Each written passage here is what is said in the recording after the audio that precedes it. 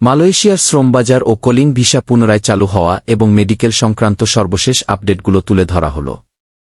শ্রমবাজার চালুর ঘোষণা। দীর্ঘ বিরতির পর মালয়েশিয়ায় বাংলাদেশি কর্মী নিয়োগ পুনরায় চালুর বিষয়ে ইতিবাচক অগ্রগতি হয়েছে এবং আগস্ট মাসের শেষ সপ্তাহের মধ্যে প্রক্রিয়াটি শুরু হওয়ার কথা রয়েছে। এজেন্সি তালিকা প্রকাশ। মালয়েশিয়ার পক্ষ থেকে কর্মী প্রেরণের জন্য 25টি রিক্রুটিং এজেন্সির একটি তালিকা তাদের FWCMS ফুলখমস পোর্টালে প্রকাশ করা হয়েছে। তবে সামগ্রিক কর্মপদ্ধতি, প্রসেসিং ও সুনির্দিষ্ট তারিখ নিয়ে এখনও নানা আলোচনা চলছে।